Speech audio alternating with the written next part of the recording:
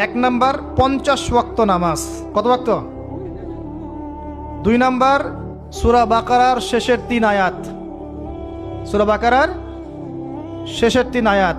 আর 3 number হচ্ছে একটা ঘোষণা, হে নবী মুহাম্মদ সাল্লাল্লাহু আলাইহি ওয়াসাল্লাম, তোমার উম্মতের কোনো ব্যক্তি যদি আমার সাথে শিরক না করে মারা যায়, আমি তাকে জান্নাতে দিয়ে দিব ইনশাআল্লাহ।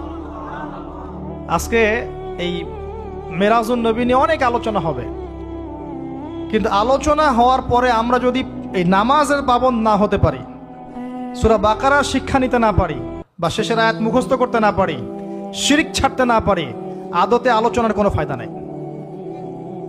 কথা বুঝতে পারছেন? এখানকার 3টা মৌলিক হাদিয়া তিনি নিয়ে আসছেন। এবার নিচে নামছেন, ওই যে 6ষ্ঠ আসমানে অপেক্ষা করছেন কে? মুসা আলাইহিস সালাম। কোথায় যাচ্ছেন? এই কি হলো আল্লাহর সাথে কথাবার্তা, এই হয়েছে। কি দিয়েছে আপনাকে? 50 ওয়াক্ত নামাজ। বলেন কি 50 ওয়াক্ত নামাজ? আমার উম্মতে 2 ওয়াক্ত নামাজ ছিল, পড়তে পারে নাই। পারবেন আপনার উম্মত? আপনি ফিরে যান, নামাজ কমিয়ে নিয়ে আসেন। লজ্জাবোধ করলেন নবী সাল্লাল্লাহু আলাইহি সাল্লাম, তাও ফিরে গেলেন। 50 থেকে 45, 45 থেকে 40, 40 থেকে 35, করতে করতে করতে করতে 5। এবারও মুসা আলাইহিস সালাম বলছেন ফিরে যান, পারবেন আপনার উম্মত? মুসা আলাইহিস সালাম কত দূরদর্শী ছিলেন দেখেন। পারে উম্মত? ম্যাক্সিমামই তো পারে না।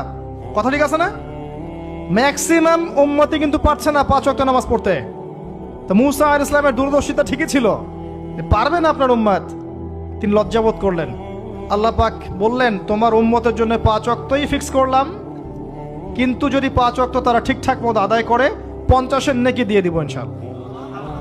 এবং আরেকটা ঘোষণা দিলেন, সেটা হচ্ছে যে তোমার উম্মতের যে কোনো ভালো কাজকে 10 দিয়ে গুণ করে দেয়া হবে। একটা নেকির কাজ করবেন, 10 গুণ বৃদ্ধি করা হবে। কিন্তু একটা গুনাহ করলে 10 দিয়ে গুণ করা হবে না, একই থেকে যাবে। এবং আপনার উম্মতের কোনো ব্যক্তি যদি কবিরা গুনাহ ছেড়ে দেয়, কবিরা গুনাহ তো বোঝেন, বড় বড় গুনাহ ছেড়ে দেয়, তার সমস্ত সগীরা গুনাহ মাফ করে দেওয়া হবে। আর কি চাই? এবার নবী সাল্লাল্লাহু আলাইহি ওয়াসাল্লাম ফিরে আসছেন। এবার শোনেন আমাদের শিক্ষা। ফিরে আসছেন, আসার আগে তাকে জান্নাত জাহান্নাম দেখানো হয়েছে। নবী সাল্লাল্লাহু আলাইহি ওয়াসাল্লাম যে বিষয়গুলো দেখেছেন, এর মধ্যে যেগুলো হাদিসে এসেছে আমি খুব সংক্ষিপ্ত আকারে বলছি, এবং এখান থেকে আমাদের শিক্ষা নেবেন।